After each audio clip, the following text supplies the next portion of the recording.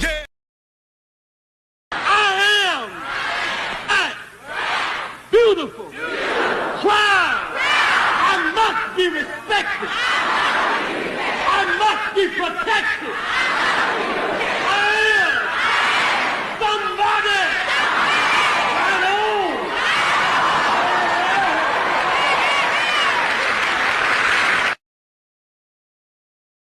So again, all I want to help me do is open up vocational school. Did you tell you the number? What did it say? It's difficult to provide an exact number. Okay, in 2022, how many black women was kidnapped? In 2022, do it that way. 97,000. How much? How many? Over 97,000. Damn. That's a whole lot. 2023, It stuck out on 2022. 2021. 90, all of us over 90,000. Yeah. 90, 97, 94. A couple of times was 80 something. Over 1 million black women been kidnapped in the last 10 years. And MSNBC, CNN, Fox, not one damn news channel said one damn thing. I'm the only person I know in the state of the United States that speak about the black woman being kidnapped. Google it if you can find anybody else doing it. I ain't never heard nobody do it but me. So I got news for people that think our history is this great thing. It's not. We have one of the biggest black eyes of any country on the face of the earth, and we've had a bigger black eye in a shorter amount of time.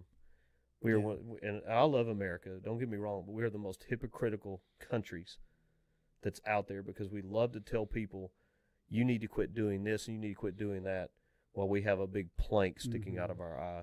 Oh, it's embarrassing. And most people around the world couldn't give a crap about what's happening in this country. I'll tell you what they do is they sit back and they laugh at us. Mm-hmm.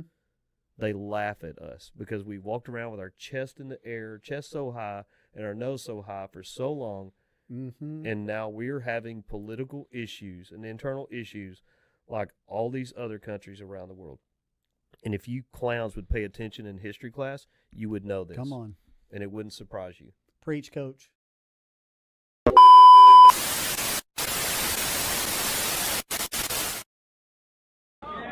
We declare our right on this earth to be a man, to be a human being, to be respected as a human being by any means necessary. Welcome to the John Bonner Show, ladies and gentlemen. We're glad to be here tonight. We're glad to be here with y'all. Facebook been with us already. Facebook, thank you. YouTube is here with you now. I think TikTok and some more, and Twitter. So we thank all of you. But you know, when you come on the show, we're always going to give you what you need to be successful.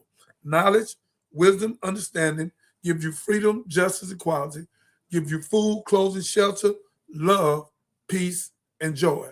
So it's a wonderful thing. I'm glad y'all come out tonight. I'm excited about the show. I got my co-host with me. I got my executive director with me. I ain't missing but one, but he'll be here a while. So, ladies and gentlemen, it's a lot going on.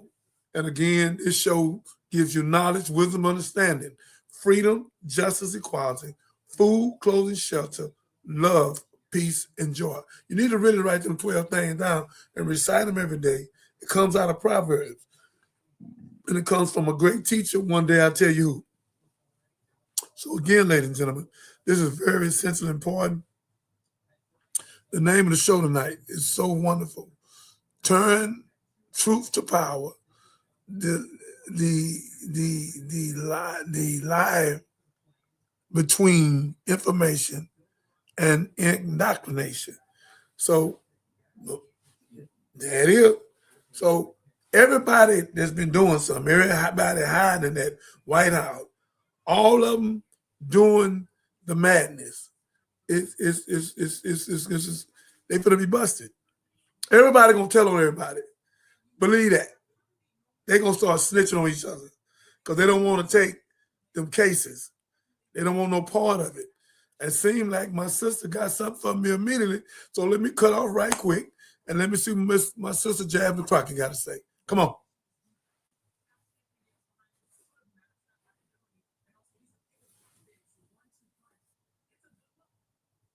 Let's just say there's a few Judases amongst us, because there are plenty of people that love to say, oh, Jasmine, come here. Love to say, oh, Jasmine raised this money. Love to say, Jasmine, come dance here, if you understand what I'm saying. But behind closed doors, they say a few other things. So listen, I will never be the person that the establishment would ever put their blessing upon. But I know whose I am.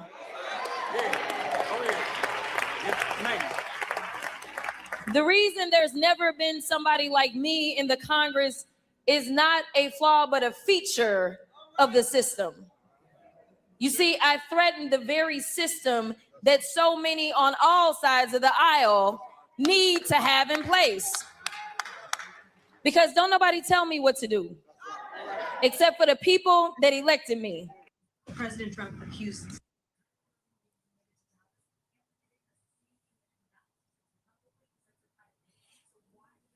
Yes, ma'am.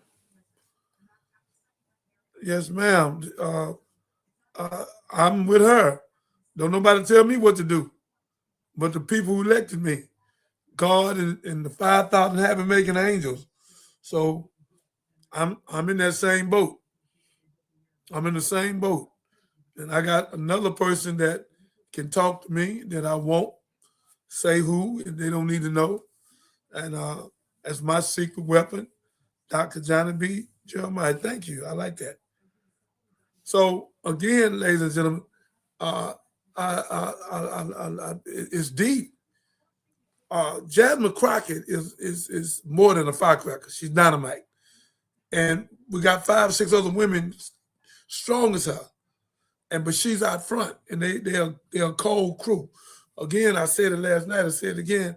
I'm gonna play the whole tape where you see all 4 or 5 of them working together, and they dynamite. They gifted in different areas, but they powerful. One of them got a bald head. She's in the Congress or something. They powerful, and we need women and men, but we need our women in these positions to speak out with power, and we back them, young men. We have to back our women. When they step out there, we got to protect them. We got to protect them. We can't go to sleep on the post. When they step out there, we got to protect them. Come on, y'all. Leslie? I love Jasmine because she's always telling the truth.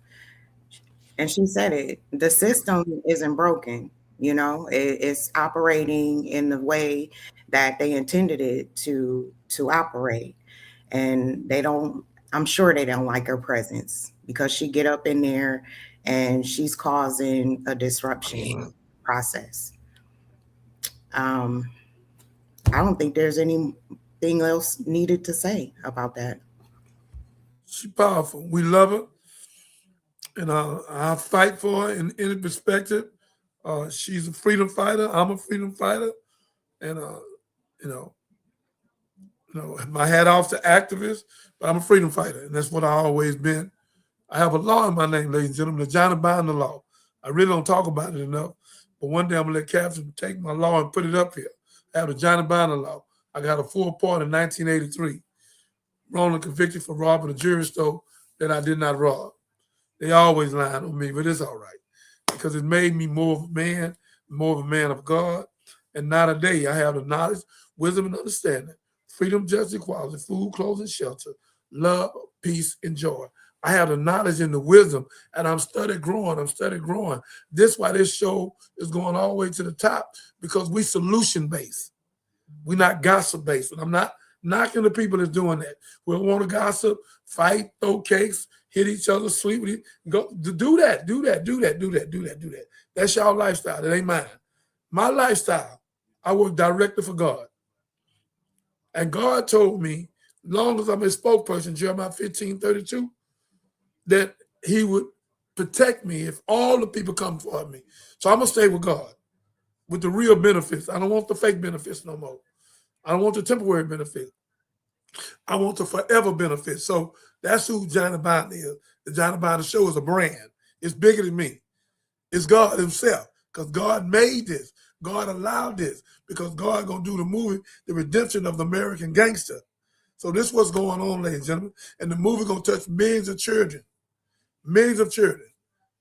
and save their life. And then we're going to do a series. Nothing going to stop it.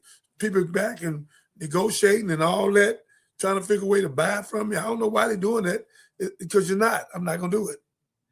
I'm going to make sure it's do what it's supposed to do and do all the gangster stuff. But at the end, show the people how to get out and never come back, and then do the series and show what we're doing, have a clothing line, and all the stuff we need to do, and open up that 100 vocational schools from here back to Detroit and back. So we gonna do this. It's not a maybe. I'm not asking Master, can I do this? God already told me to go forward, and I have friendship in all walks of life. So I'm going forward. I didn't ask for this show. Catherine is my leading witness. Catherine, did I ask for a show?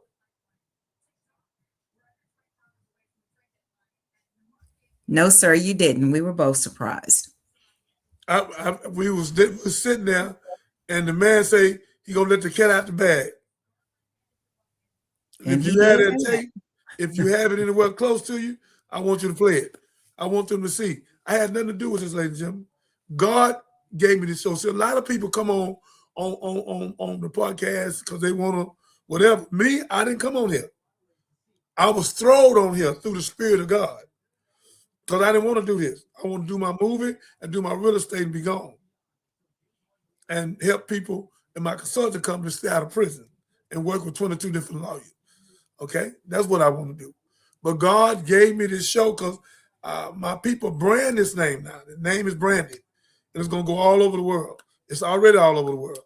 Everywhere I go, somebody calling me from New York, from Philly, Miami. So God done this. I didn't do this. And I want to take my hats off to Willie D from the Ghetto Boys. Brother, thank you, brother. Thank you for pushing me out, knowing that I have something to say to God's people. I want to thank you for that, brother. I can never thank you enough. You don't owe me nothing, brother. You did what you supposed to do. Put me out here where I could go to work for God. Now I got two beautiful women here that's overqualified and a brother that we're going all the way to the top of the mountain. It will be 9 of us before it's over with on like a Arsenio Hall show. Okay, it's going to be 5 men, 4 women, or 5 women, 4 men, whichever way it comes first. And we'll have a whole panel like The View. We're going to be bigger than The View. And 300-400 people be sitting there and millions will be looking. We're going to be dealing with topics, solution to relationships. We're going to be dealing with Black Shark Tank. We're going to be dealing with getting our people to use their money wisely, okay, and getting our vocation schools up. So our show will be a solution show, and it'll be one of the greatest shows in the state of the United States. The truth, it will set you free. All the gossip and lies, they there for so long, and then they have to wait. But the truth gonna always hold on. A lie gonna fall. Gossip gonna fall. Because when you gossip, you got to keep on telling the lie. Got to keep on saying this. Got to keep on back. We ain't into none of that. And I'm not knocking nobody. I'm just saying I don't want no part of it.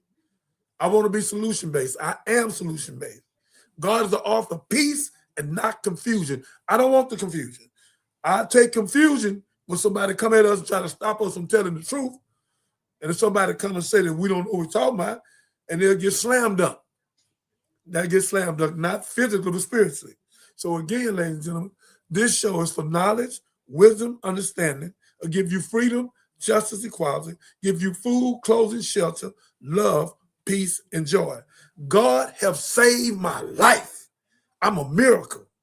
I'm a miraculous miracle. I've been on death row for killing a police officer, that I did not kill, I got a 4-month trial, 9 lawyers, 300 witnesses. I could have got life no parole with Marie Preston. She'll come on and tell you that wasn't my case. I got a no bill. I got a no bill. November the 12th, my birthday, 1987, got re-indicted December 14th on 26 charges, the continued criminal enterprise and tax evasion. Like I told Willie D, I ain't told but 20% of my case. Y'all think y'all got something out there? That's 20%. I got 80% I ain't never told. I'm not going to tell it. I'm saving it for the movie. I just gave bits and pieces. It's way more than that. Way more. So again, God wanted out. God wanted out to show young people If he could take a fool like me, and bring me out like he took Paul's sword to Paul. If God can bring me out and save my life, he can bring you out and save your life. But you running and running and running with your Lord self. You shooting and shooting and shooting, and you're taking people's life and your own life at the same time. You're too ignorant. You're doing too much dumb stuff. You headed for self-destruction. Young black men, stop. Damn it. Stop throwing your life away, man. Stop it. I've been letting y'all make it for a couple of weeks, but not tonight. Stop, man. I'm telling this Johnny Biden talking to you. Stop. I'm VOG. I ain't one of them VOG. I'm telling you to stop it, man. You throwing your life away for what? You hurting one another. You taking each other's life. You ain't no gangster because you kill your brother. You're a goddamn fool. And I'm saying it again. That ain't no gangster. You want to be a gangster? Get you one of them damn gambling casinos down there in Las Vegas. Get you one in Atlantic City. Build your subdivision. Get you a chain of cleaners. Get you some daycare. Do something make sense. And stop being so damn ghetto, man. Sag and spell backward is niggas. Pants down, brain down, man. Pull your clothes up. Get your belt, man. And look civilized, man. That ain't no damn trend that come out of the prison. Where Negroes wearing around for honey buns, coffee. Stop, young man. We love you, man. You too valuable to keep throwing your life away, man. My brother Isaac in Chicago sent me a thing today. He down there. Somebody, I think, shot 100 times into a car. What the hell is going on, man? Donald Trump got all y'all crazy, man. It's trickling down, man. You let that man make you act a fool, got you drunk, beating up your wife, your girlfriend, domestic violence up, alcohol up, low self-esteem down, but it's up. Come on, y'all. Young men, I love you, man. Don't throw your life away, brother. Don't throw your life away, man. Get your wife and a family. Get you a trade. Get out the street. It ain't nothing out there, man. Get you a woman of God, man. You don't need no hoozy. No one-night stand. Get you a woman of God where you love her, she love you, not lust love. Love, I'll tell you what it was. Freedom, justice, and equality. Freedom, justice, and equality. Come on, y'all. Get you a woman of God, brother. Not somebody with some big boobs, big butt. That ain't about nothing. If she ain't got nothing in her head, you ain't got nothing but a dummy. Get you a woman of God, fam. How she look is nice, but make sure she look better up here than down here. This gonna fade. We need this. You don't know no Americanized woman. You don't want that. Russianized woman. You want a woman of God. And if you get you a woman of God, Cat, I need you. If you get you a woman of God, you will be successful, not regretful. I don't know where this come from tonight, but tonight I'll be running the clips to open y'all up, but really, I don't really need no clip, fam. I really don't need no clip because I teach good enough. I have enough knowledge and wisdom in me to give you what you need, brothers. I have that. And since I'm on it, let me go and finish it now. Because when she cut this up, she can cut it up correctly. Yeah, let me tell you what you can do now and show you how great God could be in your life. When you want God in your life, young man, and you want to be successful, Facebook, look at all these folks coming on. Patricia, look at this here. Jacqueline Gilbert, Audrey Mason, Teresa Thomas, Laurie Bass, Ronna Coleman, Coach Craig. Coach Craig, what's up, baby? Kyle Gamble, Gladys Caldwell, William Miles, Frank Rowland, Frank Rollin. Frank Rollin, I think he's a pastor. Rollin, you need to come on here. Timeline Shawanta, Jimmy Dobson, William Payton, Man Cave. I need you to come on, brother. I need y'all to hear what I'm going to tell you. Here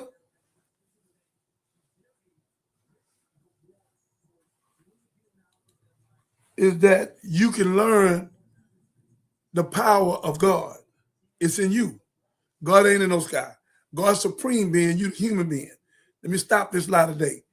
And if your pastor ain't telling you, sit him down in front of me and we'll talk to him and get him straight. Okay? When you want to give with God, you can call his name God, my mighty creator. God got 99 attributes. I'm going to give you 52 of them there. God is the mighty creator. He's the God who sees me. He's the God of Almighty. He's the God of everlasting, the God of the eternal God, the God of the Lord who will provide, the God of Lord, the God, Lord and Master. His name, again, some of his attributes, the Lord who heals. And boy, don't we need healing mentally. The Lord who's my banner, the consuming fire, the jealous God, the Holy One of Israel. The Lord is peace, the Lord of hosts. The Lord is my rock. The Lord is my shepherd. Thy name, the King, the husband, the living God, the dwelling place, refuge, shield, fortress, strong tower, judge, hope of Israel, the Lord of righteousness, God of the Most High. Do you hear me, ladies and gentlemen? I'm telling you, something put this on my heart today. Captain, chop this up and give it to him, baby, because they need it. The Lord is there. He's your father. He's Emmanuel, meaning God is with you. The light of the world, the child, the bread of life, the physician, the Lamb of God, the King of Kings, the Prince of Peace, the Christ, the Messiah, the Rabbi, the teacher, the Word, the cornerstone, the capstone, the bright morning star. I know you didn't know God had all these names. I'm just giving you 52 of them. Come on, y'all. The Lion of the tribe of Judah, the Lion, the friend, the Alpha, the Omega, the beginning and the ending, the Jesus of the Savior, the bridegroom husband, son of David, priest of prophet, son of God, son of man, good shepherd, servant of God, the man of sorrows, the redeemer. I am. God told Moses to go tell Moses, go tell Pharaoh, what's your name? I am. What do you mean I am? I am. And after me is nothing unless I give it. So again, ladies and gentlemen, I just gave you some 52 attributes of God. It's really 99. Okay? So it's 47 ain't on there, but I give them later. So again, you can call on God. Stop calling on the devil. He ain't gonna do you nothing but put you in prison or put you in a graveyard and have you shooting out and hurting one another. You need a psychosocial assessment and a dynamic. Change your mindset. Stop thinking with your lower self and think with your higher self. Come on, y'all. Call me at 281-896-8215. We're going to have a class, a freedom class. Me and Catherine already thought about it. I've been thinking to myself. A freedom fighter class that'll give you the knowledge and wisdom to fight for your freedom, fight for yourself, fight for your people, and free yourself. And then I want 50,000 young men. When we get the money, I want 50,000 young men where we can put them over the United States to stop this 1 million women being kidnapped every 10 years. Over 1 million beautiful black women being kidnapped because we have the most beautiful body parts on the planet Earth. I think Catherine played it a while ago. Catherine played that again because what I went into, I was telling the people how many of them been kidnapped. I want them to see this. Welcome to the show, Marcus.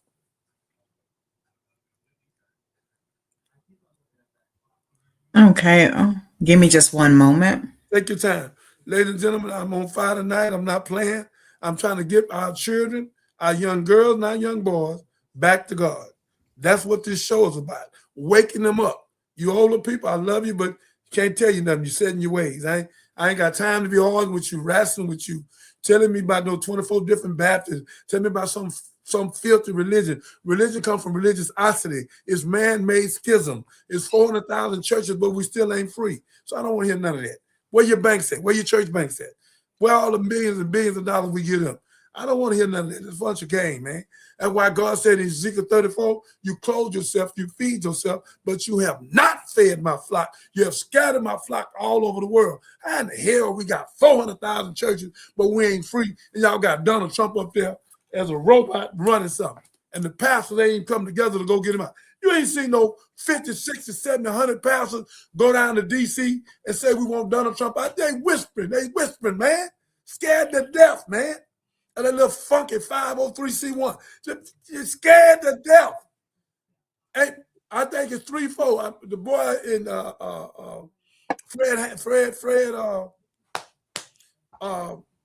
in Dallas at Friendship West. Him. Freddie Haynes. Freddie Haynes.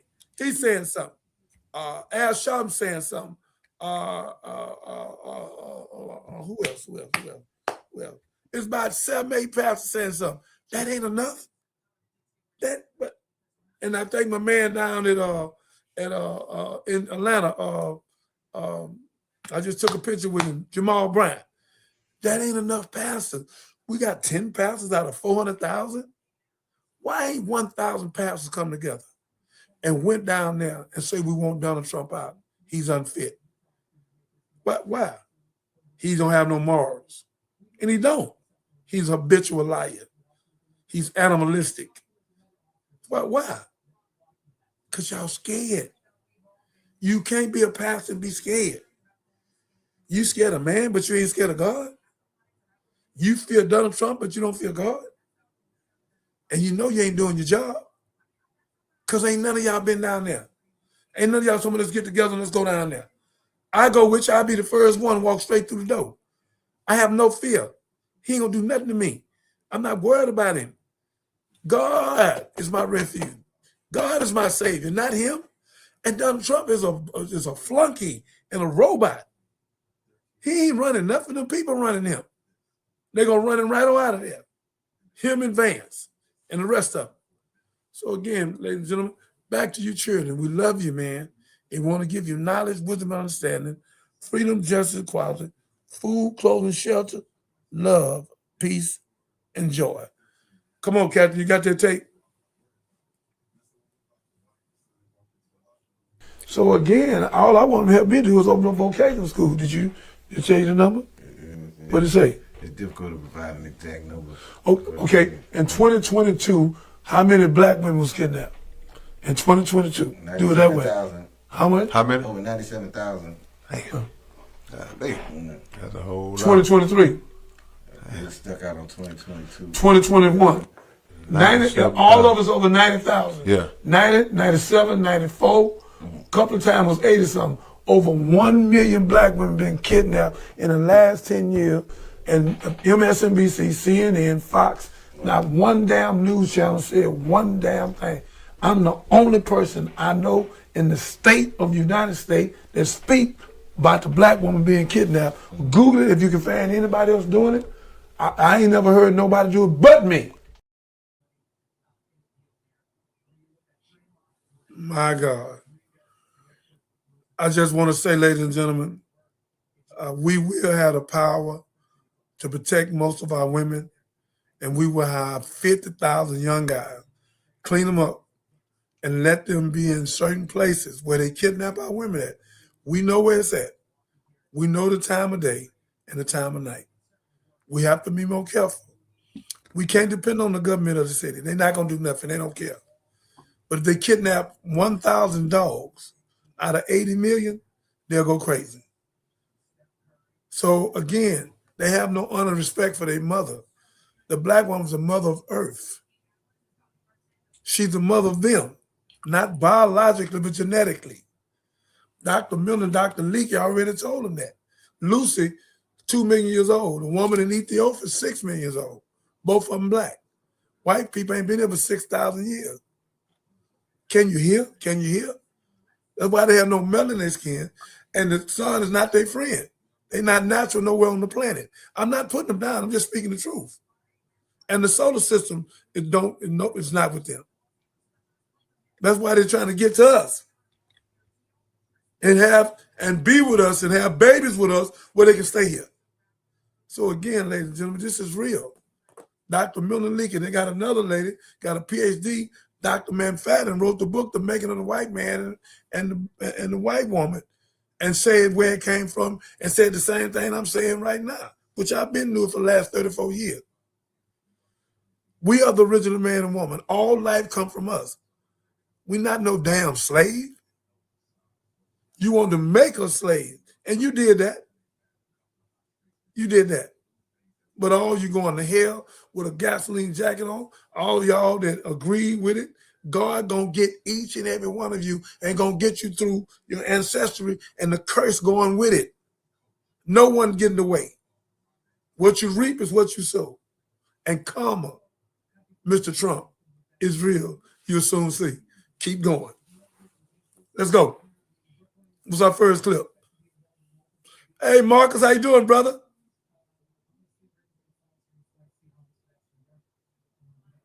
I'm doing Brother amazing. Marcus? Yeah, let me cut my mute off. I'm doing great.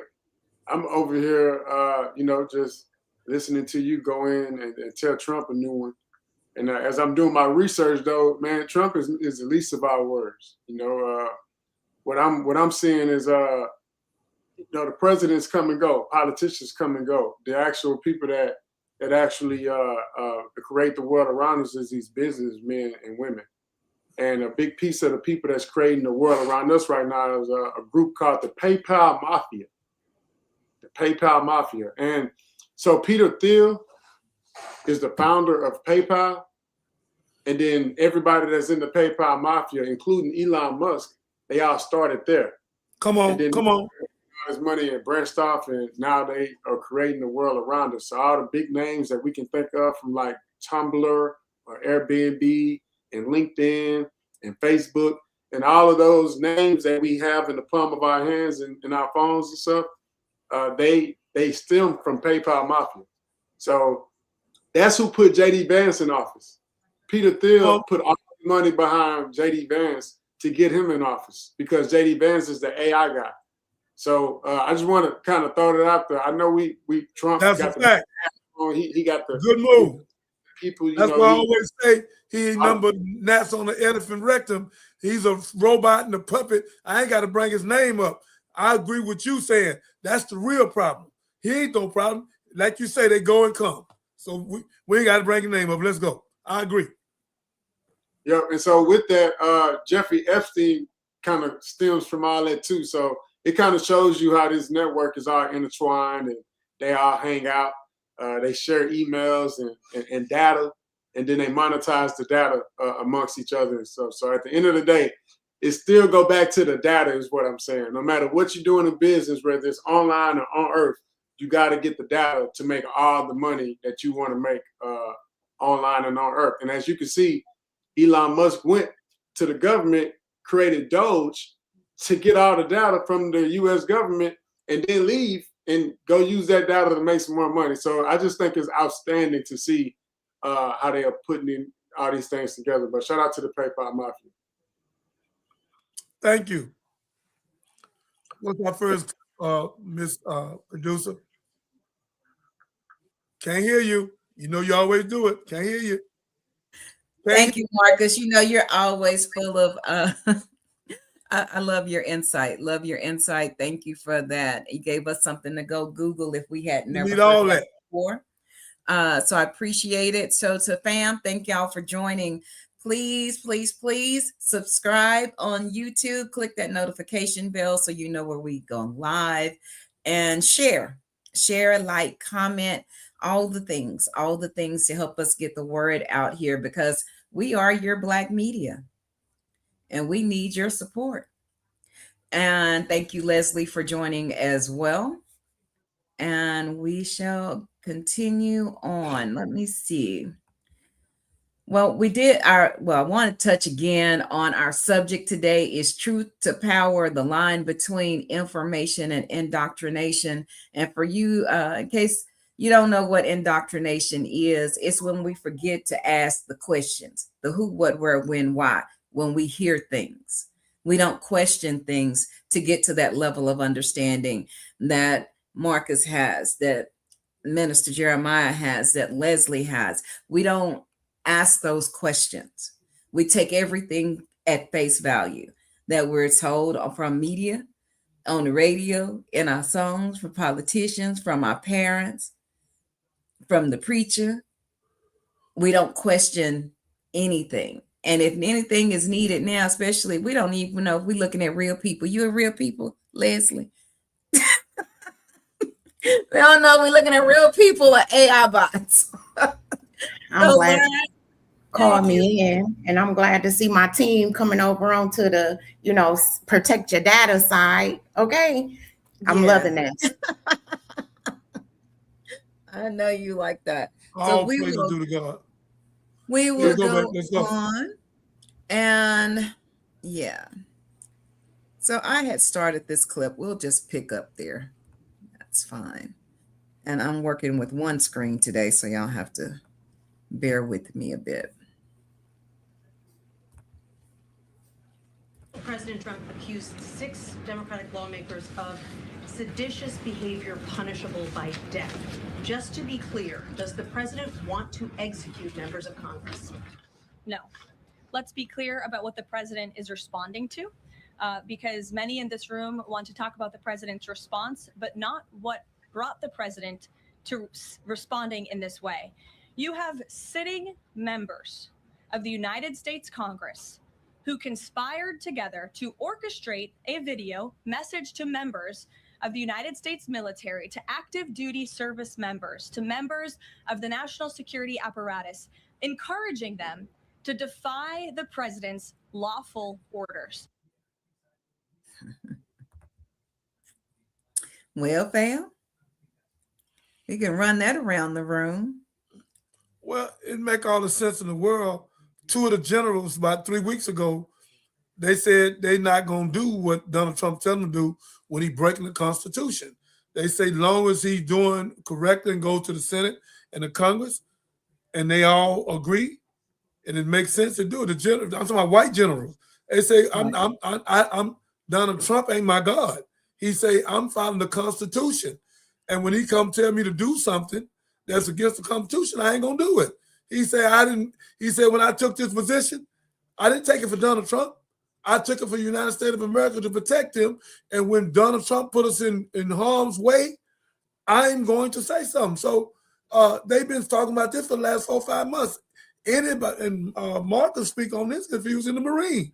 I know if I'm a general, I don't give a damn who it is. Hey, I want you to go over there and bomb them children and blow up the hospital and I want whoa. What? Wait a minute, time out. You went to Congress that? You went to the Senate?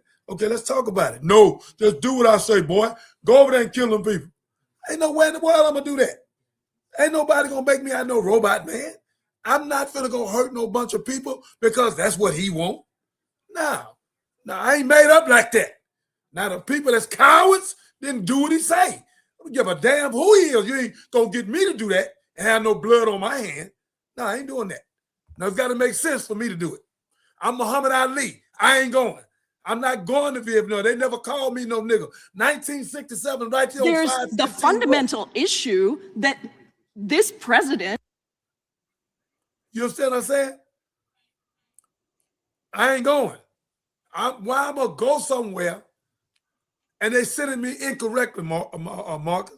I'm not doing that. It's got to make sense to me. If it makes sense to me, I do it. If it don't make sense, I ain't no robot. No, I ain't doing it. And damn sure ain't no puppet. So what them generals saying, I don't give a damn what he say. If it ain't right, we ain't doing it. And that's what they need to do. Like this the cold part, Marcus and Leslie. The people that shot Alex, what's his name, baby? Alex Petty. Ready. Yeah. Alex Petty, 2 Spanish guys. 2 Spanish guys. One of them shot him in the back, and one of them shot him in the front. How could y'all fall into that? The man is slapping y'all, slapping your wives and your children, got that 5-year-old baby over there, don't know where his mom at, slapping y'all, snatching y'all off. Is you crazy? And you take a gun and shoot this brother. How did you fall into Donald Trumpism? $50,000 mean that much to you? So when they say who did it, that's why they kept trying to hide the name, because the gun was off of him. So there was no threat. It was in his holster, and he's licensed to carry the gun. They tried to make it sound like he came there to hurt somebody. That was the lie. And the man's a hero because he was trying to help 2 women. He is a hero. and I'll debate anybody anywhere on the planet Earth, and I'll be the winner. Come on, Marcus. Well, before Marcus, I have a question for you before you jump in. If you were still in the service and you heard that the president had disrespected your leaders in this way, would that have affected your ability to serve? Yes. So, when we serve, we serve first for the people immediately around us. So even though the president is part of the chain of command, we sleep with the people around us. We risk our life for those that are around us. The people we on the boats with. So if the president is talking about one of my leaders, It's our honor to introduce. Then yeah, it'll be frowned upon. But anytime you obey a lawful order, then you get the kudos and you get the ribbons and all that. But then when you refuse a lawful order or unlawful order, you get praise. So it's a difference between a lawful order and an unlawful order, and we know the difference. And so it's our job in uniform, especially, to defend the Constitution and not the person. Thank you. So, Thank you. Most soldiers, I don't feel like soldiers or military personnel are indoctrinated. They are loyal to the people around them, but they don't have the mindset of the leader is always right.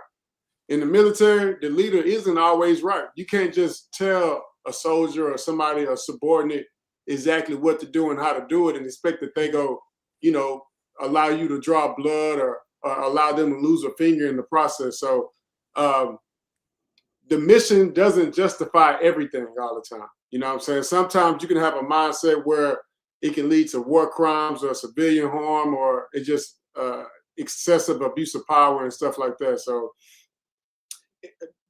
disobedience is necessary in everything that we do. And again, indoctrination is normally found, to me, in schools, in media, because instead of teaching you how to think, it's like teaching you how to think versus teaching you what to think. And so we want the military personnel thinking for themselves. We don't want them being taught what to think, because even when you're on the battlefield, you got to be actively making decisions, and somebody can't tell you how to think out there. You got to think for yourself to survive and come back to your family and stuff. So that's it. Again, a soldier refusing an order, that don't mean that you oppose the country or that you oppose the leadership. Sometimes it can be political, like now. Some soldiers and some military personnel, they don't agree with the Secretary of War / Secretary of Defense, Pete Hegseth, or they don't agree with the way that they're talking, or the way that they took over Venezuela, or the way that they bombed in Nigeria. Remember, they bombed Nigeria, I think at the beginning, it was either Christmas Day. I think it was Christmas Day. They bombed Nigeria on Christmas Day. And, everybody's not going to be in agreement with that, because we know that they're doing some things because of their personal views and not what's best for America as a whole. But yeah, that's it. Indoctrination. We don't want it. We don't need it. We need the information. I like that. Information, not indoctrination. Leslie, I see you stirring. You don't want it.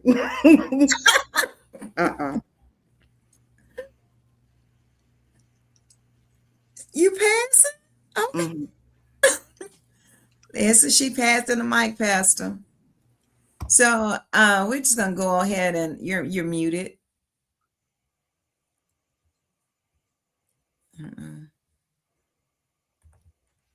Look, they always say indoctrination is uniformity too. Like when you think about the military, they be like, look at them. They all look the same, act the same. They work out the same. They do push-ups the same.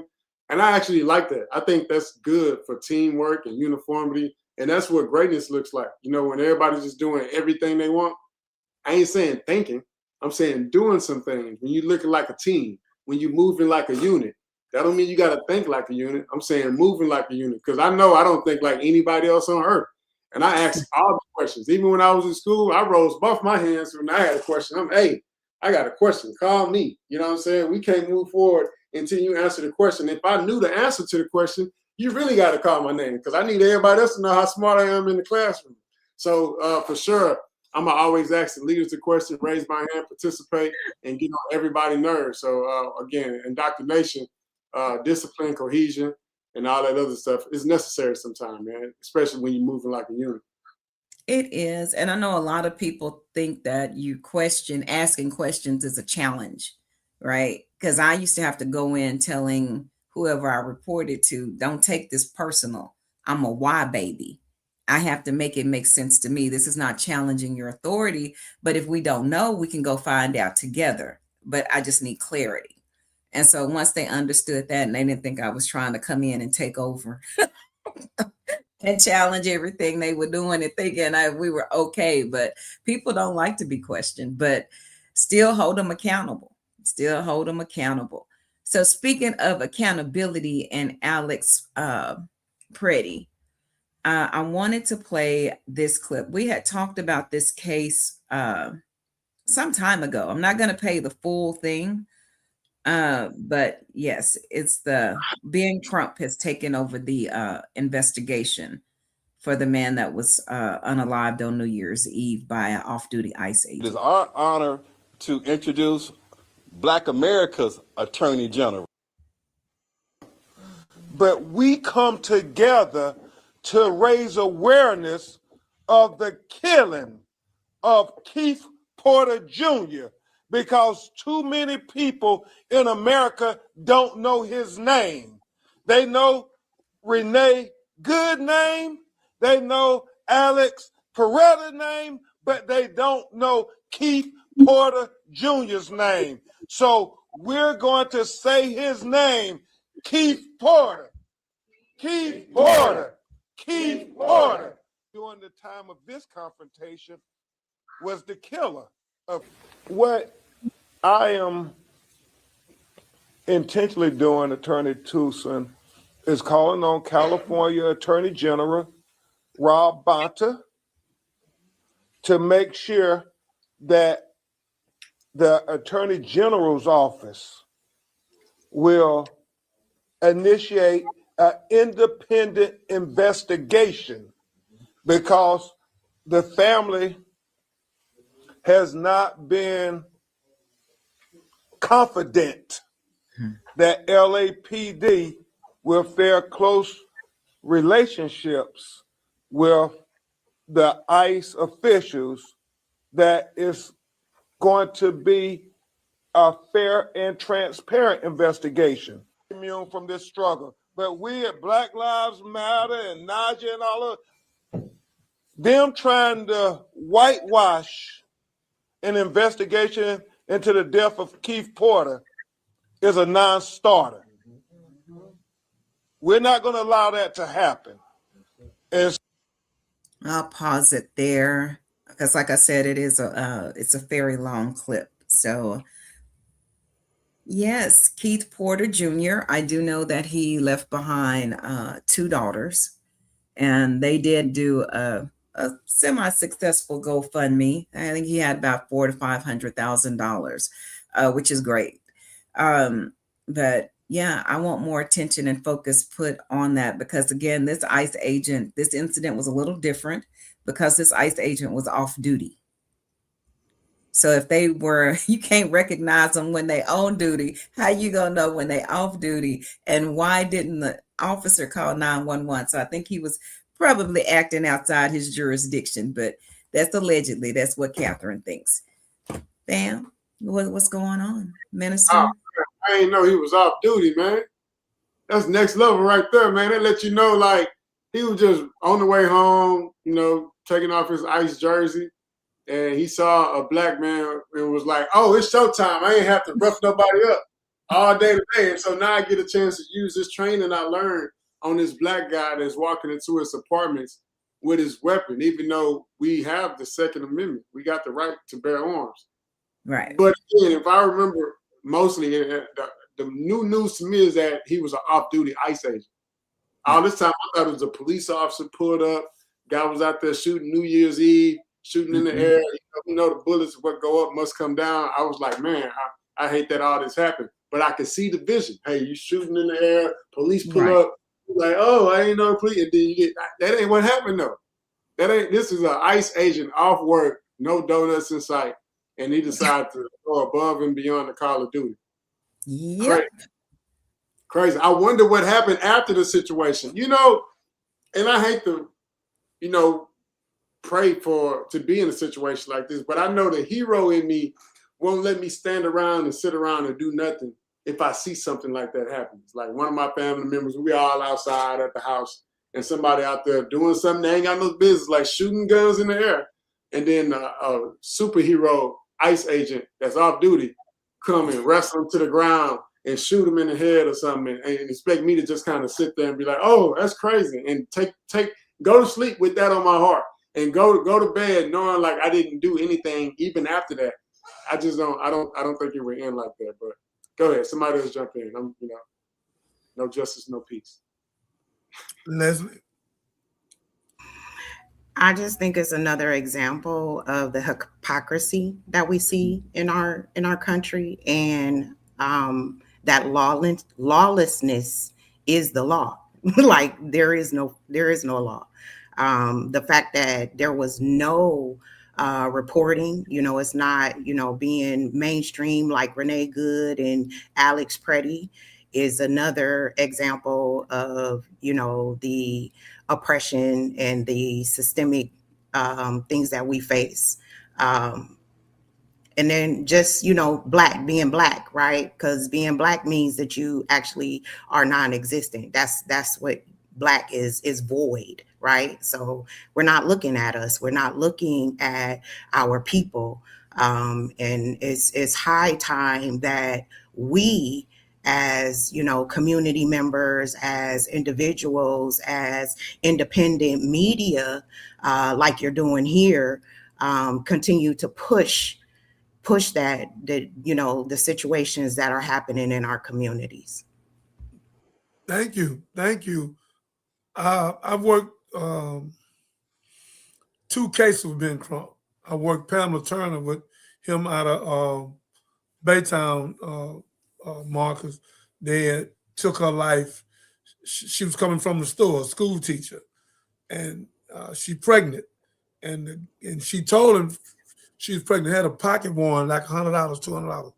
Well, he could have waited later that night or in the morning and called a van, and he went to wrestle when he had a big beer belly. I mean, like he had triplets, and she pushed him back, and he jumped up because he couldn't put the handcuffs on her, and shot her 2 to the head, 2 to the body. But he didn't know no film was on it because he lied and said she rushed and got his taser gun. Her hand was like this. She ain't rushed and got nothing. But he didn't know a tape was on her. And do you know this man ain't been indicted yet? I worked on that case with Ben Crump, Bishop Dixon, and while we was at church giving Pamela Turner her celebration, they released the police the same time we was in the church and put them on desk duty with pay to spit in our face. In Queens, a victory. So again, then I worked on another case, Crawford, which was my case. And I was the consultant on it, and Ben Crump was a lawyer on it, and Ben Crump was doing his thing on the case. And Crawford, my beautiful brother, he did some crazy stuff. And Ben Crump said, Jeremiah, I got to go. And I understood it. And it made all the sense in the world. So Crawford was too impatient, but we could have won the case hand down because they almost beat him to death in the car at the gas station. And his mama heard him on the phone. We had the case won. But again, ladies and gentlemen, the brother name is not even mentioned. So same way we do Nicole Renee Good and Alex Petty, that his name should be with the 3, the 2 and make it 3, because he has a right to bear arms. He ain't pointing no gun at nobody, did none of that. So off duty, like Marcus said, off duty, that was completely out of order. And I'm so glad that Ben Crump went down there and got on it and made it public and do everything they can to get an outside investigation because they can't investigate themselves because they're going to find themselves innocent. The same thing Donald Trump trying to do. So again, ladies and gentlemen, that's what we do. We show y'all the truth, and then we help you solve it. That way, when you go to bed at night, you have truth. And remember, Jesus said the truth will set you free. Come on, let's go to the next one. Okay, fam, and like we said, we will be following the case more closely. I'm just so glad that Ben Crump is actually involved in helping that family get some justice. So, speaking of justice, I have another tape about a man in New York that was recently exonerated after spending, I believe, 31 years in prison.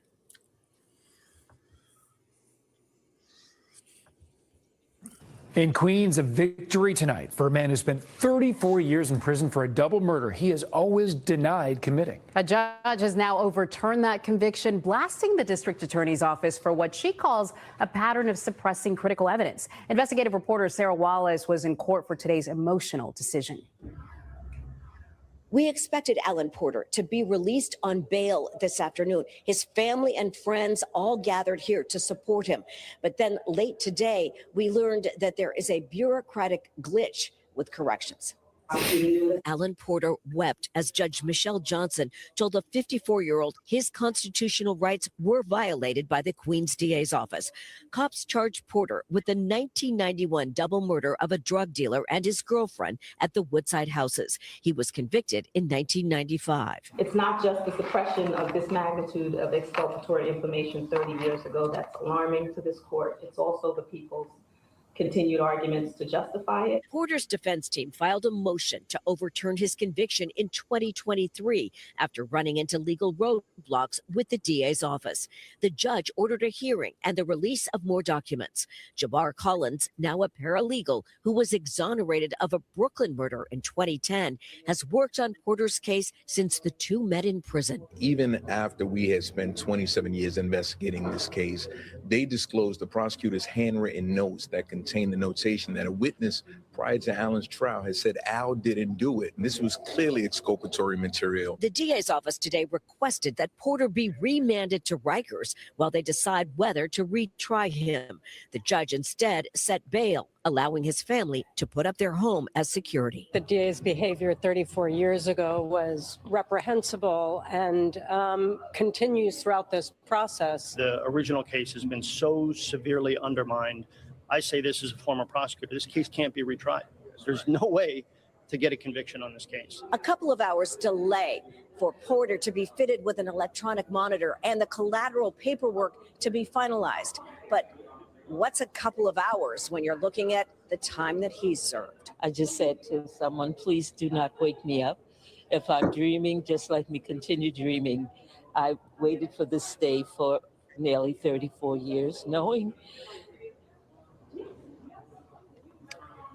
that my son was innocent. No matter when he gets out or where, Porter's family will be waiting. By the way, the district attorney's office has until March 2nd to decide whether or not they will retry him. From Queens Criminal Court, Sarah Wallace, News 4 New York.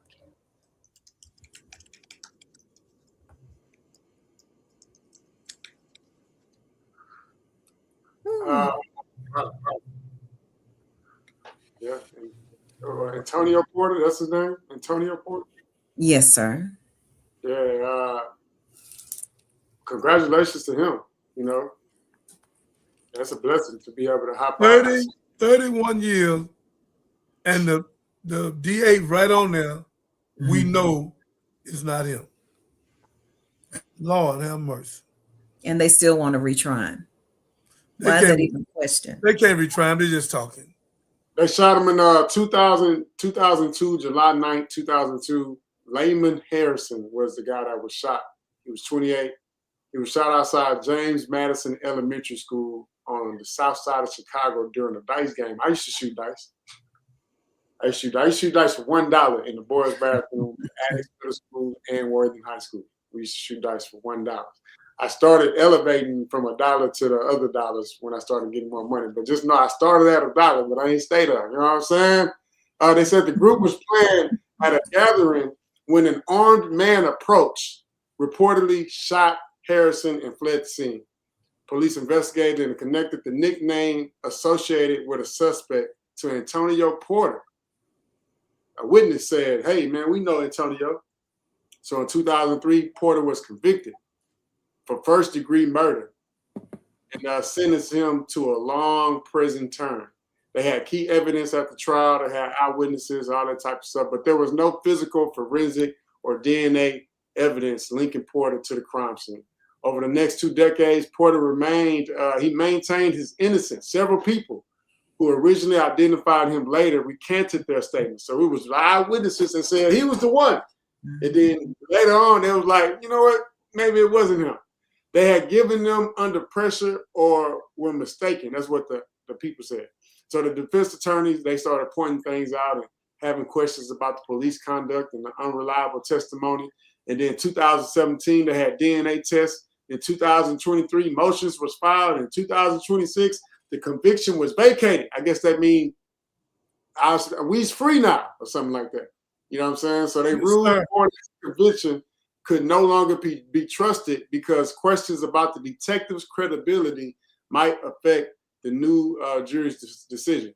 So he was released on electronic monitor, like they just said, in January 2026. He's now 50 years old, and I don't think he could have gotten a better 50-year-old birthday gift. So shout out to Antonio Porter, man. I hate that this happened to him, and I hope that he stays out. Shout out to Southside Chicago, too. Chirac in the house, in the building. Chirac in the building. So, Minister, when you hear that story and you think about your own, what does it make you? What comes to mind? I was very intelligent. I let Marcus, Leslie was going first because it hit home. You know, I did 3 years for robbing a jewelry store that didn't rob. They gave me 18 years, and I had 5 people at Marcus to prove that I was in Dallas. Then they put me on death row for taking a police life that I'd never taken. And then they tried me with Marie Preston. I had got a no bill the 12th of November. And then December the 14th, a few days later, they gave me 26 charges, contributing criminal enterprise and tax evasion and conspiracy, where I could have got life with no parole, 9 lawyers, 300 witnesses, a 4-month trial. So when you see me sitting there talking with y'all, I'm a complete miraculous miracle. Because by any other statute, I'd be dead. I'd be out of here. But God kept me alive. So for that young guy to do 31 years of his life, and they knew my DA, Scott Carpenter, Leslie, called my lawyer and said, Johnny Bonner not guilty. He said, I can't sleep no more. He left Harris County. He in Fort Bend. I went to Fort Bend to go see him. I said, why did you do that? He said, I couldn't do it no more. We knew it wasn't you from day one. Day one, we knew it wasn't you. He said, I kept telling them, and they told me to shut up. He said, I couldn't sleep with him no more. He told us where the people were that robbed the jewelry store in California, Chevy Chase, California. A girl named Marie Terrell. And I had to spend $20,000 to get him back and all the crazy stuff. So yeah, it hit home completely because a whole lot of this is done. This is a lot of this done. A lot of it's done. One dude was exonerated after 72 years, but he was dead. His life had been taken. And his son has got his justice. So again, this is what this system does. We still in slavery. They make $40 billion a year of 400 different products in Unicor, UNICOR. And the federal judges have stock. Some of them done got busted. About 3 of them done got busted for putting people in prison. Private prison was a con game from day one. Private prison was private slaves again. So again, we are not in democracy. We're in theocracy. And theocracy is the rule of God. So we're in democracy with these ruling, animalistic, Eurocentric, Anglo-Saxon American puppets, and that's what it is, because they don't believe in God. It is our honor to introduce.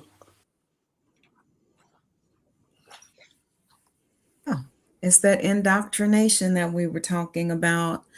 And just a shout out, fam, if you're watching this on replay, please drop a comment, like, share, and subscribe. Subscribe.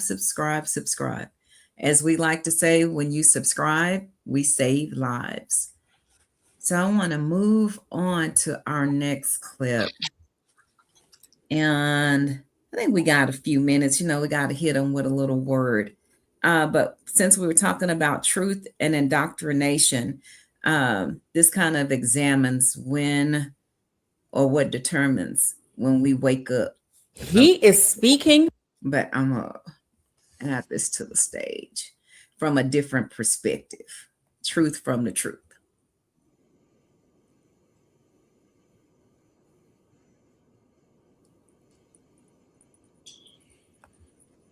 There we go. Facts. Jesus said, if you don't understand this parable, you won't understand any of the others. Not because it's complicated, but because it exposes the one thing religion avoids. The problem was never the seed. The problem was never God. The problem was never lack. The issue was the ground. Stay with me, because this parable explains why people pray, believe, sow, fast, and still don't see fruit. Matthew 13 is a turning point. Up until now, Jesus speaks plainly, but here he switches to parables. Why? Because truth activates based on readiness, not availability. And the disciples asked him, why do you speak to them in parables? And Jesus' answer is chilling. Because seeing, they do not see. Hearing, they do not hear. In other words, information doesn't change lives. Perception does. Jesus says a sower went out to sow. Notice, the sower doesn't change seeds. The word is consistent. The truth is consistent. The promise is consistent. What changes is the receiver. Jesus lists 4 soils, and he explicitly says, the field is the heart. This is not about farming. This is about identity conditioning. 1, the wayside. That's the unconscious identity. Seed falls and immediately gets taken. This is the person who hears truth, but has no inner permission to receive it. Why? Because the mind is so trafficked by fear, trauma, external voices, and old labels. The truth never gets below the surface. This is someone who says, I know that already, but nothing ever changes. Number 2, we have the stony ground. Those are emotional believers. This seed springs up fast. They shout, they get excited, they feel it, but there's no depth. Why? Because depth requires restructuring self-image, not emotional moments. As soon as pressure shows up, the word gets blamed, God gets questioned, the seed gets abandoned. This is revelation without identity reinforcement. Number 3, thorny ground. That's the divided self-concept. This one is dangerous because it almost works. The seed grows, but it's choked by anxiety, survival thinking, comparison, divided attention. Jesus says the cares of this world and the deceitfulness of richness. That word deceitfulness matters. It means subtle agreements that compete with the truth. You can't manifest from 2 identities at once.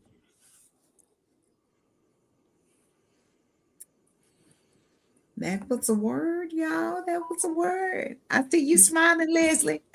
Spoke the truth. He spoke the truth. Yeah, he did. Yeah, he spoke the truth. We too emotional. We believe anything that people say, man. Indoctrination is the biggest thing in the world today, because we got over 400,000 churches. We got 1,620 some religions, unless they made some more up tonight.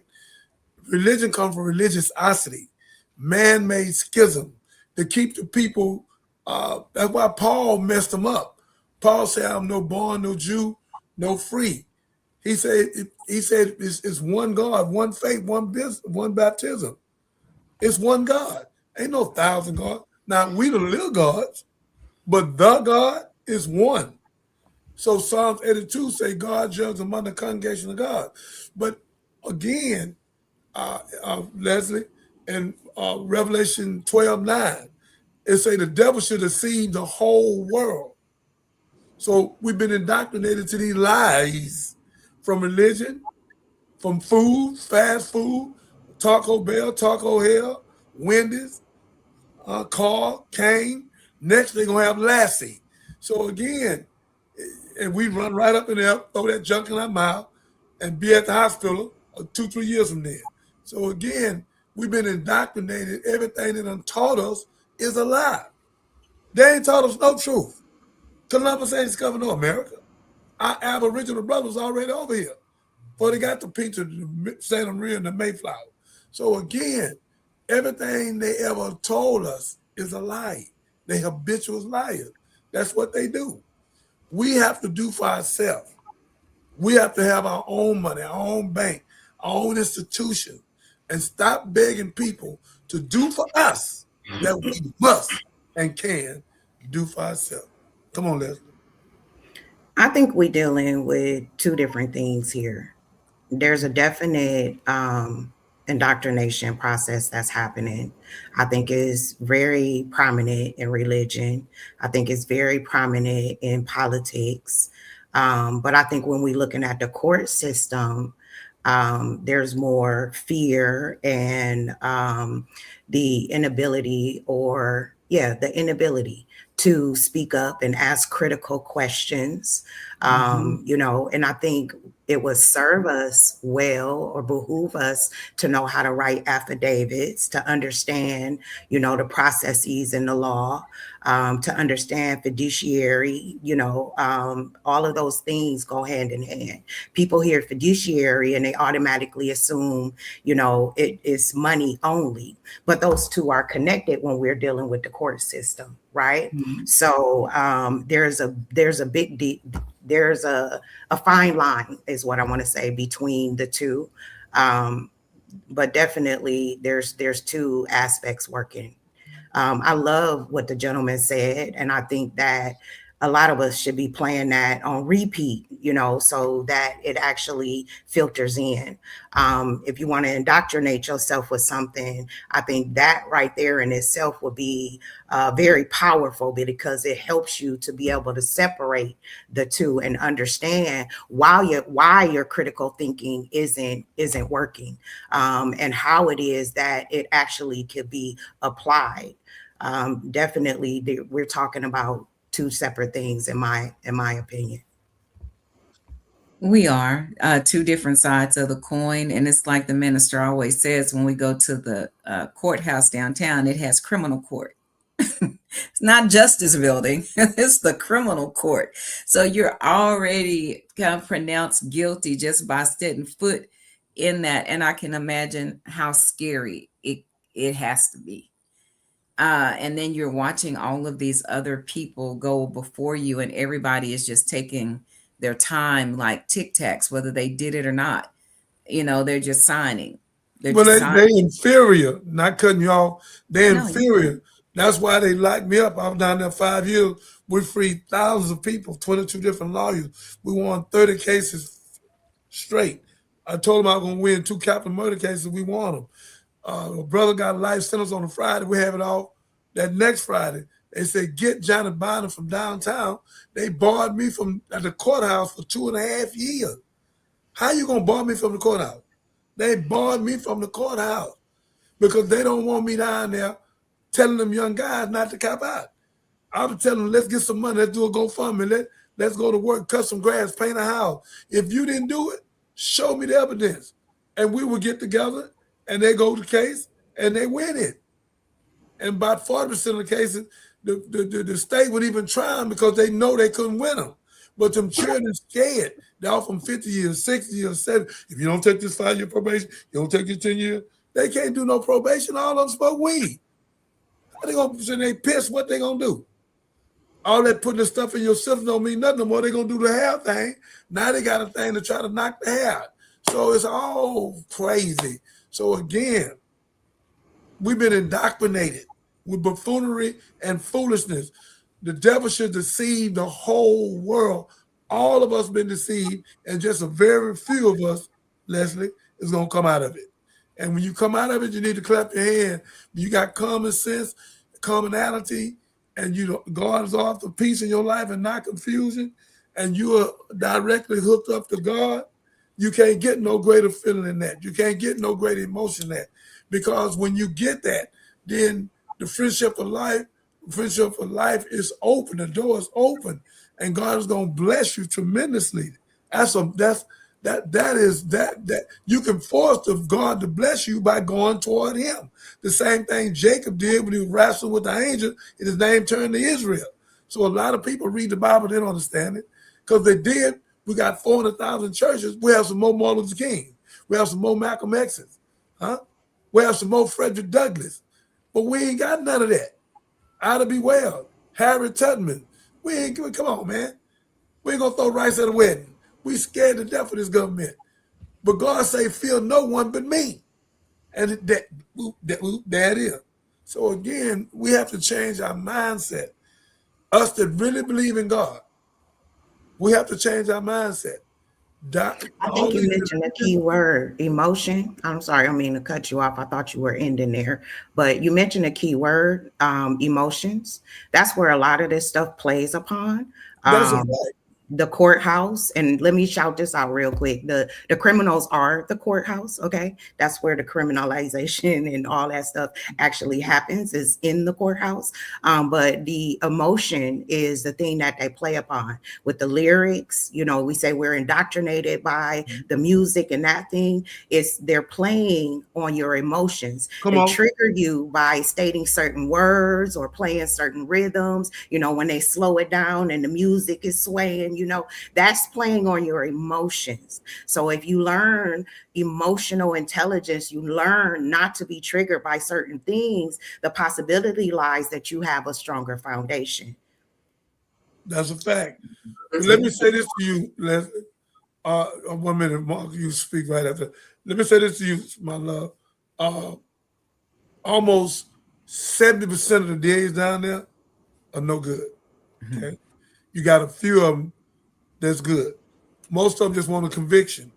A lot of them folks are Ku Klux Klan and Proud Boys. Them ain't no people that really care. You can go down there with me tomorrow. I'll take you down there tomorrow, and I'll point them out to you. You can look at them. They don't care. They don't care. If the judge don't be strong enough to stop them, that's why they make $40 billion plus a year locking them up. They make $300 million in that one courthouse right there on Santa Center. It's a con game. Then you got the juvenile center right across from it. So it's a con game. They don't care.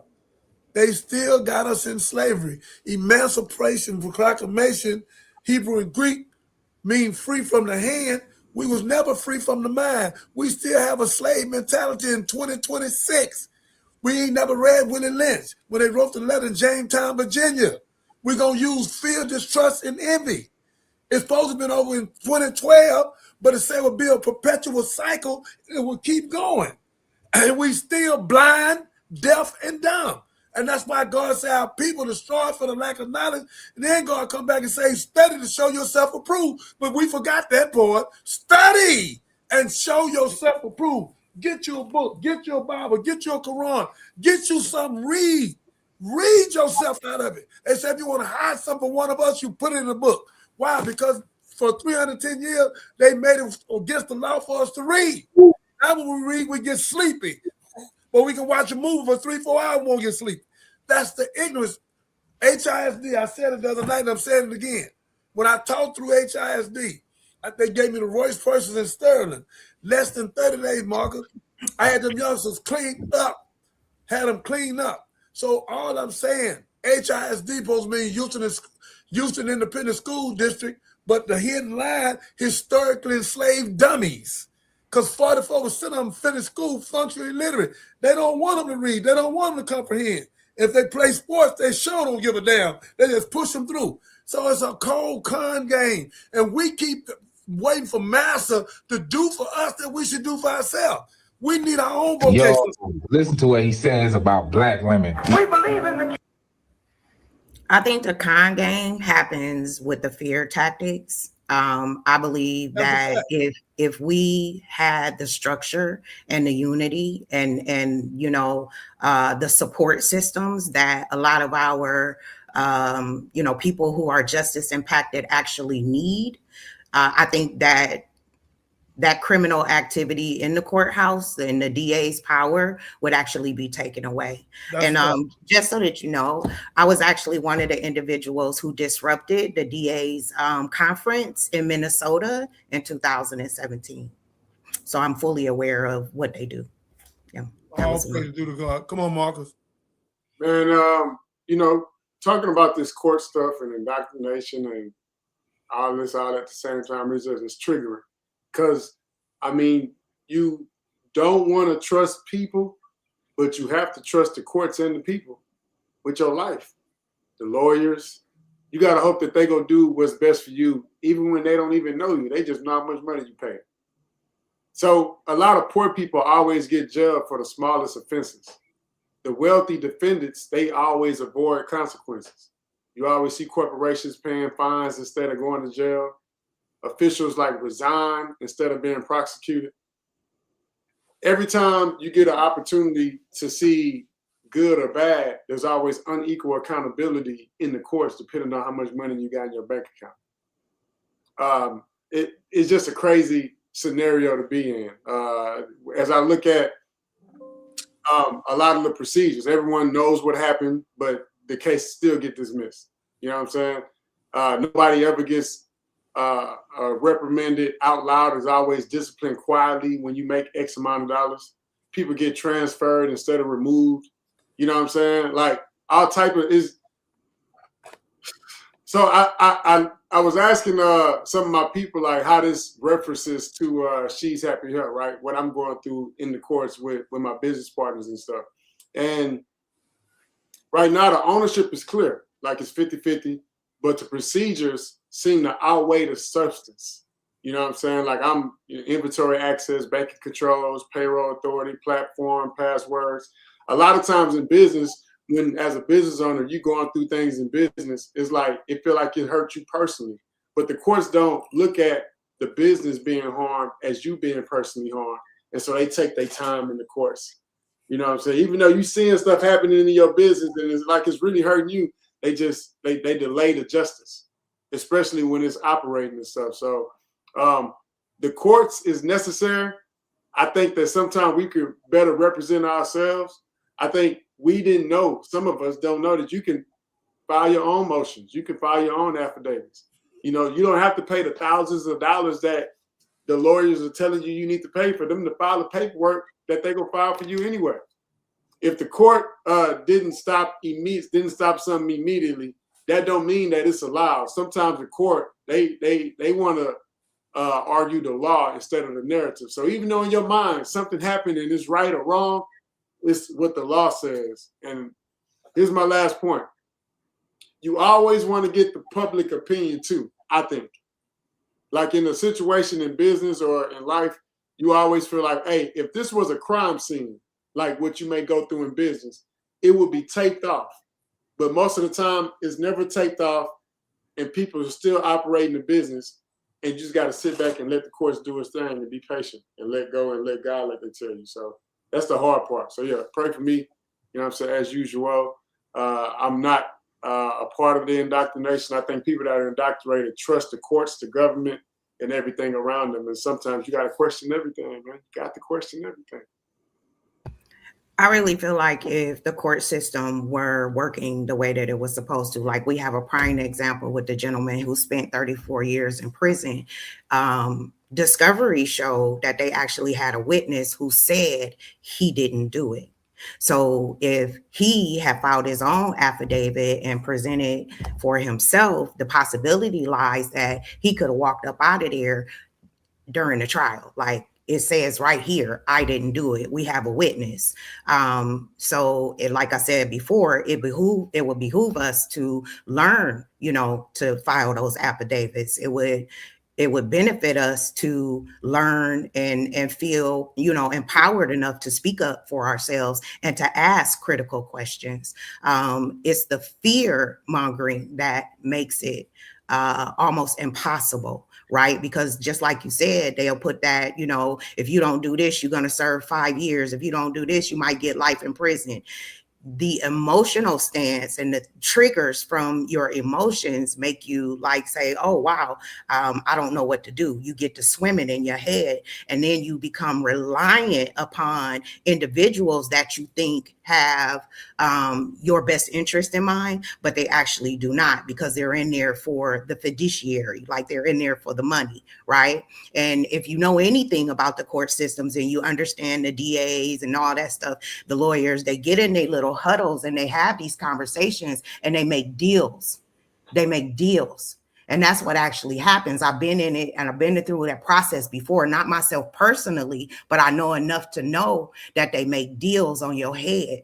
So if you don't want to be, the pawn in the game, then start asking questions. That's the biggest thing that you can do, because the system itself is working the way that it's supposed to work. And the way that it's supposed to work is to lock your Black ass up and have you stuck there while they continue to collect. And that doesn't just mean, our adults, that's our youth, that's our kids in foster care. That even, and I seen this today and I didn't know that, but they have a such thing called bed hold in the nursing facilities. Bed hold. So you can be sick and have, say, like a urinary tract infection. And the nursing facility will hold you and not send you to the hospital, because they have to maintain a certain number of days as a person being in the hospital before they can actually collect the monies that they want to collect. So a lot of elderly people have actually gone to the hospital after being held because the nursing facilities don't want to let them go and they don't want to miss their dollars. And then once they finally get to the hospital, they pass on because they didn't get the critical care that they needed. So this system is all based upon what we can get out of the government as far as how many dollars we can get for your body. And once you learn that and understand that and not give your control over, then you'll do yourself a better service. Yeah, I agree. And I think that's what makes the work that Dr. Jeremiah does it. I step in every now and again, but as being a legal consultant or advocate, as I call them, because it's kind of like when you're going through a illness sometimes and you have your loved one go to the doctor with you because you're so emotional, you can't really hear what the doctor is saying objectively, and you can't ask those questions because you're so upset, so you miss stuff. And I think the same thing happens in a court situation as well.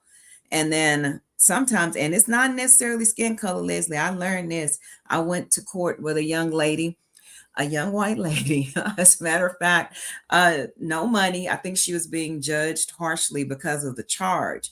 But because I was with her when we went back and I actually talked to her public defender for her or with her, she was like, she's never been that nice. She's never been that forthcoming with information, and agreed to come back and circle back to help her. And it was because she wasn't there by herself.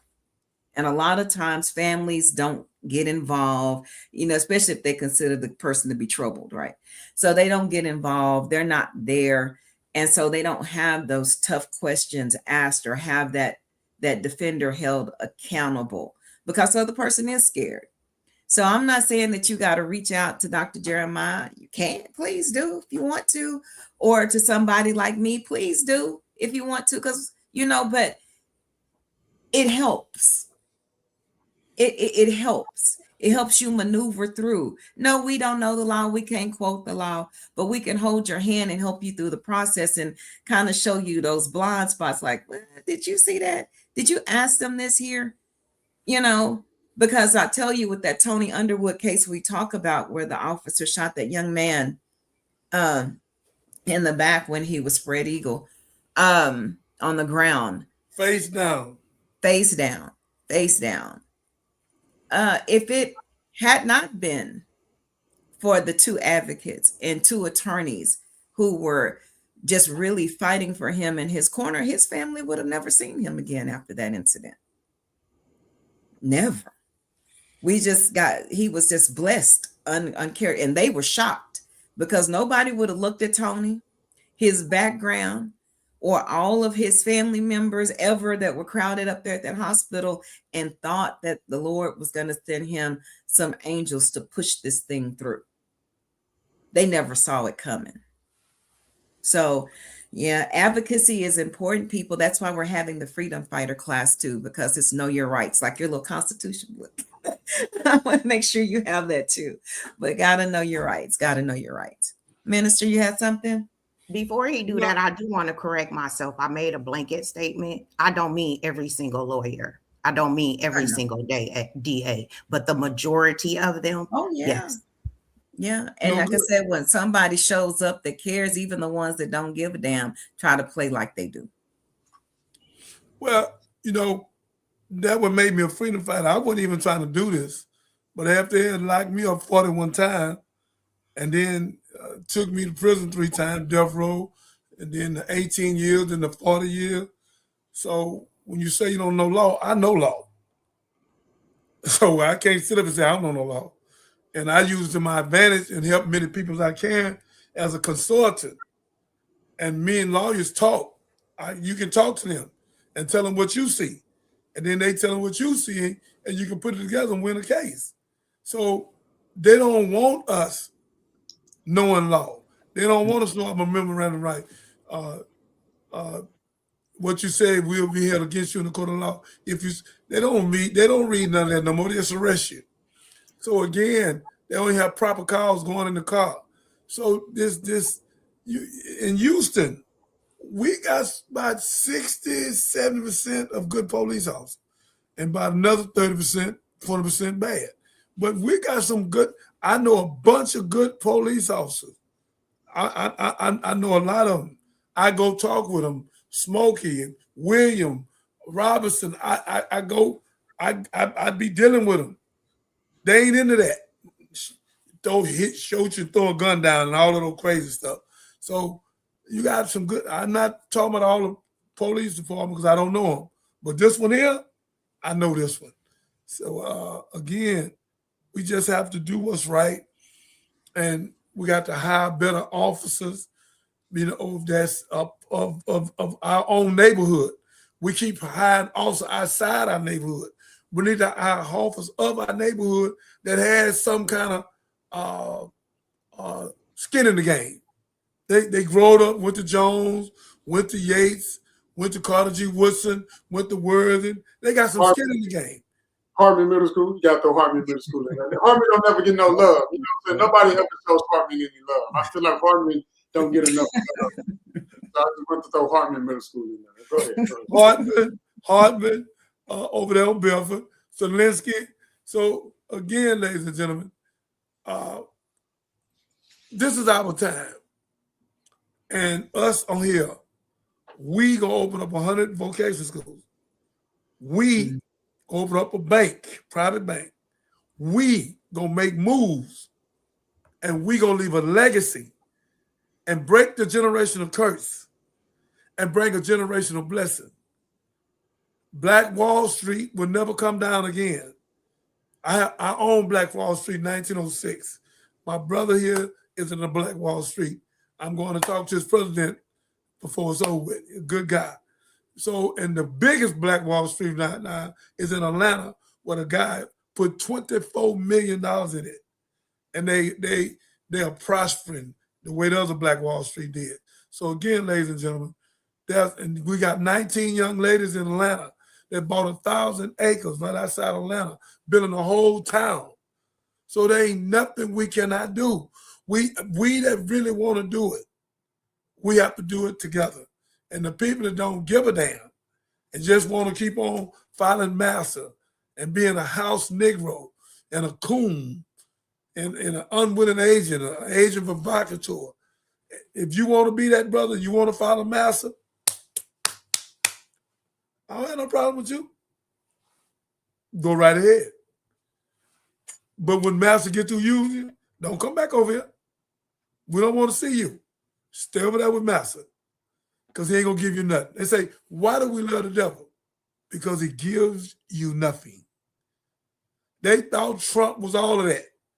Now everybody, I shouldn't have voted for him. I shouldn't have voted for him. I should.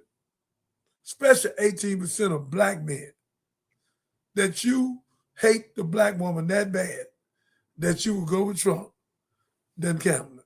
Lord, I'm not even talking about nobody else but the black men. That's sad. That's sad.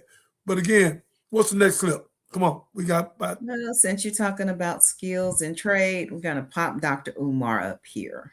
And in the 1970s, they decided to make the black man economically irrelevant to the black woman. So in the 70s, that's when they went into the high schools of Cleveland, the high schools of Cincinnati, the high schools of Columbus, and they took out all the industrial building trades. That's why in black America today, there might only be 1 or 2 high schools where you can still learn how to be a plumber, a carpenter, a roofer, a welder, an electrician. 75 years ago, everybody graduated from high school with a skill. Our grandparents lived without a college degree better than we do now because they had the skills that can pay the bills. In order to bankrupt the Black Power movement, they removed the skills training out the high school. They also removed the industries, the factories out the black communities and turned them into prison. So the black man became economically irrelevant to the black woman. Then they infused the welfare programs in. The welfare programs was not to help black women and children. It was to help the black woman forget about the black man.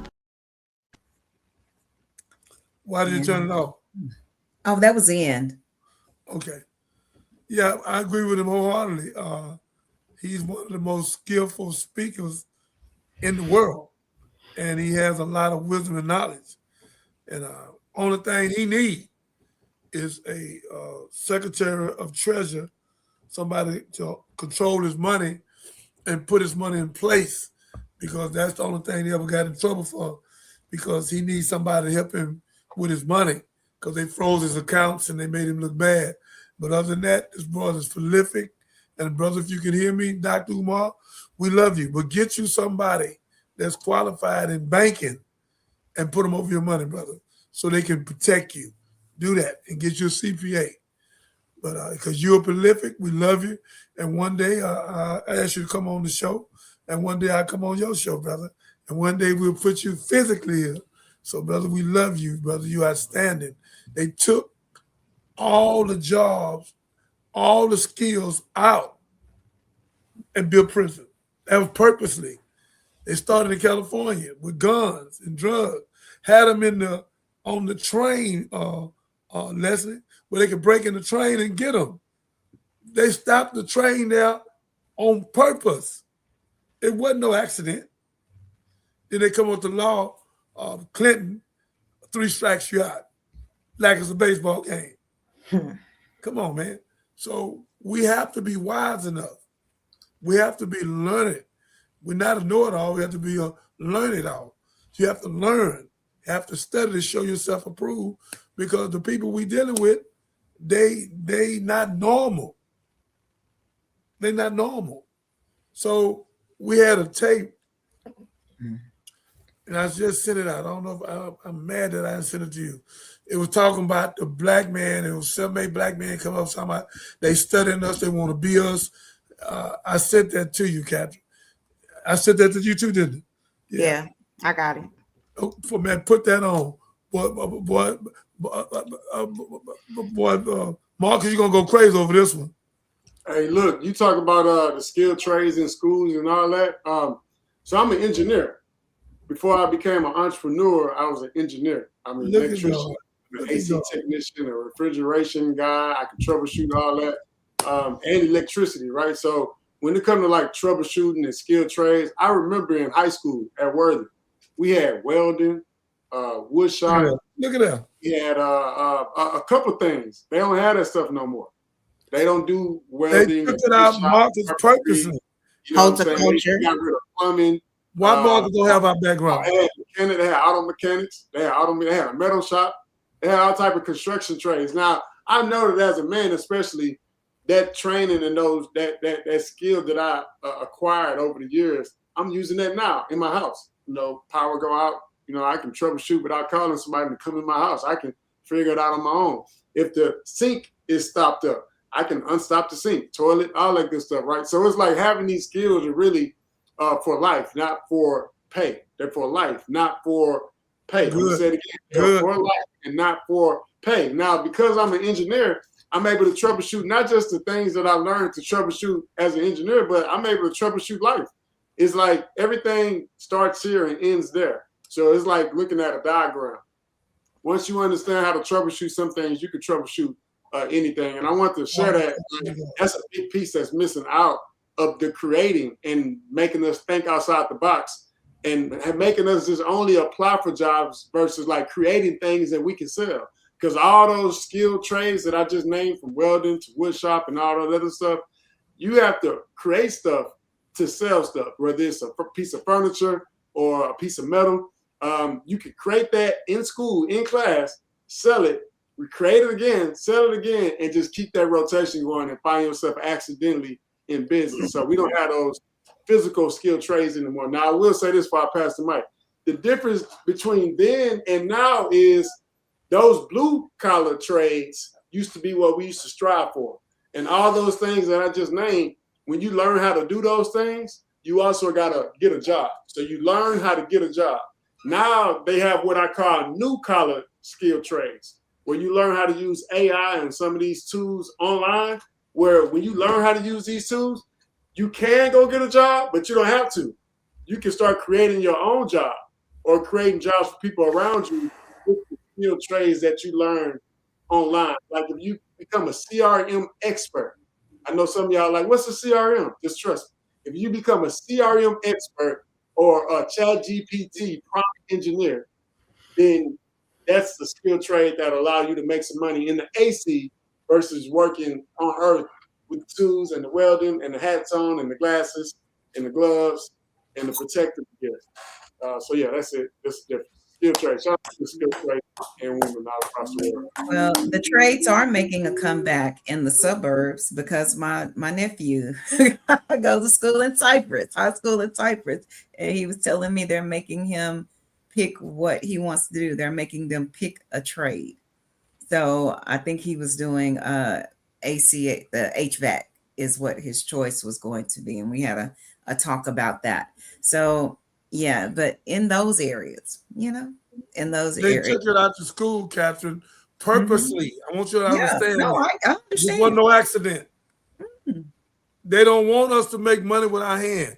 You can make $200,000-$300,000 a year with your hand. They don't want that. They want us in prison. That's why we're playing Xbox and Grand Theft and all you not turning them things on and sitting up playing games all day. And that's why we can't box. We have a gun. We shoot at somebody, hit the wrong person. That's what all this for. So again, Catherine, they took all that out perfectly and built prisons. And they make over $40 billion a year on private prisons. What the hell is a private prison? What that mean? Private prison. There's a group of Ku Klux Klan got together and got some money and they opened up prisons and worked with the judges. And some of the judges got busted. So again, we gonna open up 100 vocational schools within 5 years, and ain't nobody gonna stop us. I don't know how many more we're gonna open, but I know I'm gonna open up to 100 and take a break. But we're gonna open up that 100.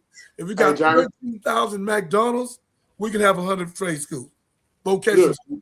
Yeah. The schools, when you start off working opening up schools, Kat, I know you said somebody vocational schools. They focus on AC, right? Air conditioning. Mm-hmm. I'm an AC technician too. But before I became an AC technician, I was an electrician. So most of the time, what happens is when you get the base of electricity, then you can do anything. You could be a refrigeration guy. You could be an air conditioning technician. You could become an engineer. You could work on homes, on commercial buildings, industrial plants, data centers, hospitals, smart buildings, all type of places, right? But that's when you get that electrical foundation. If you start off just going straight to AC, you're going to be a great AC technician, but you're going to miss out on the foundation of all the other electrical troubleshooting that don't include an AC unit. When you learn electricity, you become a troubleshooter across the board. You know what I'm saying? So when I was in school, when I became an electrician, one of the reasons why I really studied electricity as if my life depended on it was because I heard that so many people got electrocuted that didn't study as if their life depended on it, right? So that made me go to class and really study the books and highlight everything because I didn't want to get electrocuted when I went to work. And I've never been electrocuted. I can say that, just like I never fell on a hurdle. I never got first place. I never got last on the hurdles, but I never fell on the hurdle either. And I can proudly say that I've never been electrocuted because I paid attention in class. Now, here's the final thing. As I was pursuing my electrical certification, I realized that not only am I qualified to work in every building across the U.S., but I'm qualified to work at every building across the world because everywhere all over the world is electricity. Electricity is electricity no matter where you at. Power is power, voltage is voltage, current is current. Just like finances is finances, no matter what part of the globe you're in. So some of those troubleshooting strategies are some of those skills that you learn in financier or in financing or being an electrical engineer or being an electrician. You can translate and transfer that across a lot of different industries. Just like in business, once you get a business degree, every building is a business and you can run or manage that business. If you get an electrical engineering degree, every building has electricity and you got the opportunity to work there. So get excited. I'm excited that your nephew, your kinfolk, your cousin, whoever it is, that's getting that AC certification. That's a big blessing. And if my AC ever go out, I know who to call. You know what I'm saying? Because I don't do that. Oh, he just in the 9th grade. Okay. I thought we had an AC technician in the family or something. But I will agree with you. My ex is a electrician, and he used to talk about electricity so much that I had to get my last contract. I had to actually learn how to work on the machinery. It was this pneumatic pump thing and AC/DC and all of that. And I had to call him. I was like, if I hadn't listened to you all those years ago, I would have been lost, completely lost. So you're right. Catherine. And it's still. Catherine. Yes. I thought you sent Marcus I our did. background with our furniture and all our stuff. He has it. Okay. Marcus, you have it? Well, I will say I sent it. I emailed it to him. Okay. Another curriculum that they took out of the school was horticulture. They don't want you to grow nothing either. So, you learn how to grow your own stuff. You good. They say you teach a man to fish and he can eat. You teach them to grow their own food, they can also eat. But I also I like to offer some literature, reading material. Gideon Yaffe, the University of Southern California, wrote a piece, Indoctrination, Coercion, and Freedom of Will. Oh. That's Gideon Yaffe. I would submit to the listening audience to check that out. And once again, you can put read aloud on it and you can just sit and you can listen to it if you're not someone who can, commit that time to sitting there reading it. Thank you, Leslie. Thank That's a good suggestion. I appreciate that. We have Pastor John from BH Ranch. We got Pastor Harris on the phone. Samuel Harris, you all. He got B&H Ranch. He's my pastor as well. He's my angel for 20-some years. Every time I could think of something and it wasn't completely right, he would call on the phone and say, "What you doing? What's going on?" I was like, "Wait a minute, man." About 4 or 5 times I said, "Okay, this just coincidence." But after 10, 15, 20 years, no, that ain't no accident. That's God. That's God. So here go Pastor Harris. He's an apostle. He done helped a lot of people, opened up a lot of churches. He helped a lot of people. He got a branch out there. He's doing great work. Pastor, we talk about them taking stuff out to school. We want to put vocational back. We go to our own vocational school. We're not waiting for them. We open up 100 vocational schools in 5 years, not before. At the John Bible School. Pastor, I'm sorry, just a second. Pastor Harris, are you listening on 2 different devices? Yes. I'm on my device on my phone right now. Okay, cool. That's better. Can you hear what I said to you, Pastor? Yes. The effect of them taking out the plumbing, electricity, welding, mechanic. So they did it on purpose and put drugs. So play that again and let him see our brother. We can understand what we're talking about. In the 1970s, they decided to make the black man economically irrelevant to the black woman. So in the 70s, that's when they went into the high schools of Cleveland, the high schools of Cincinnati, the high schools of Columbus, and they took out all the industrial building trades. That's why in black America today, there might only be 1 or 2 high schools where you can still learn how to be a plumber, a carpenter, a roofer, a welder, an electrician. 75 years ago, everybody graduated from high school with a skill. Our grandparents lived without a college degree better than we do now because they had the skills that can pay the bills. In order to bankrupt the Black Power movement, they removed the skills training out the high school. They also removed the industries, the factories out the black communities and turned them into prison. So the black man became economically irrelevant to the black woman. Then they infused the welfare programs in. The welfare programs was not to help black women and children. It was to help the black woman forget about the black man. Pastor, what you got to say about that? Well, I mean, it's so profound that what our brother was saying is if it's verified and true, it's a plight and a plot to take away the resources that are needed, because we know that even as, you know, I mean, we deal with all type of generations and people around the world, but even as African Americans, we are some of the most gifted people on planet Earth, but yet we've been not given credit and justice where it's due. But at the same time, we've got to get to God, because God is our source.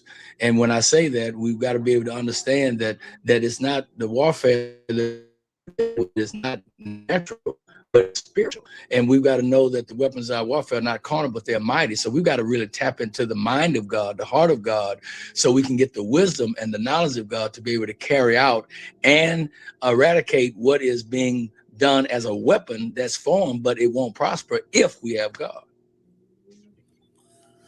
You got it, Brother Pastor. Umar Johnson, Dr. Umar Johnson, he's been on that. And I've been on it. And I'm going to work with him one day.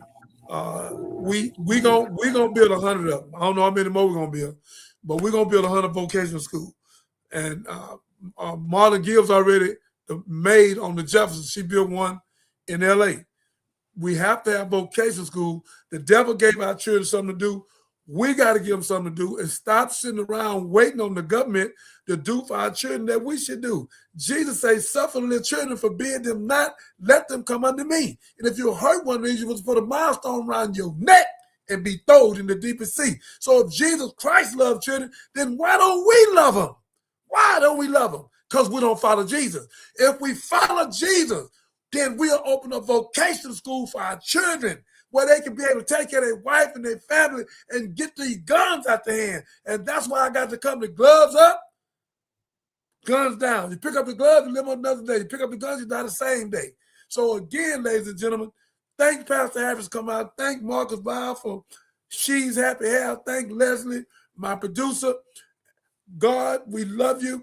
We love you. We always tell you when you come out, we got knowledge, wisdom, understanding, freedom, justice, equality, food, clothing, shelter, love, peace, and joy. One more time, where we at? Oh, yeah. Catherine, play the commercial, and let's go out. Play one of our good commercials. That last one you do. Okay.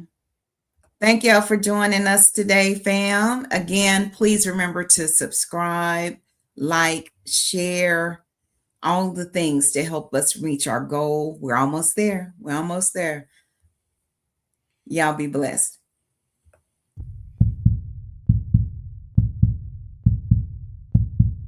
You helping me, Captain, all the rest of us. Saving lives. Yeah. Listen to me. Yeah. So that y'all celebrate us and help us open up vocational schools and save our kids and our kind. You don't want to do that. You want to sit in the back like a house nigga, a coon, and do what you do. Because I have 5,000 heaven making angels right now. And anybody come against me, God is going to destroy them. I can name all the people that come at me. God has destroyed them, have created problems in their family. Yeah.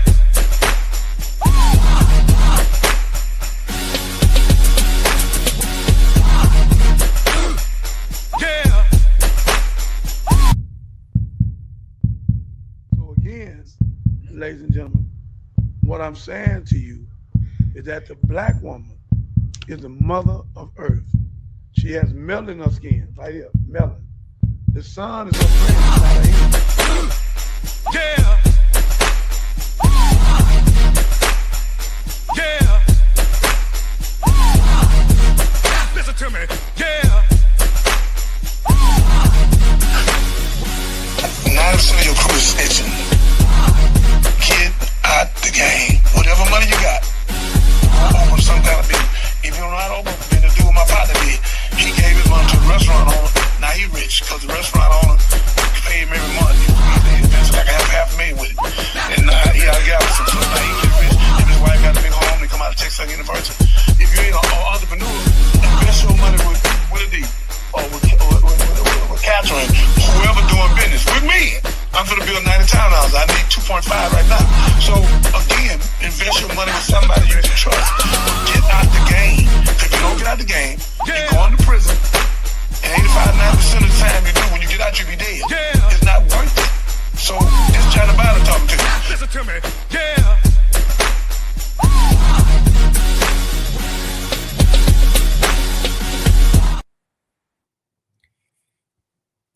Y'all, peace. Y'all have a good evening.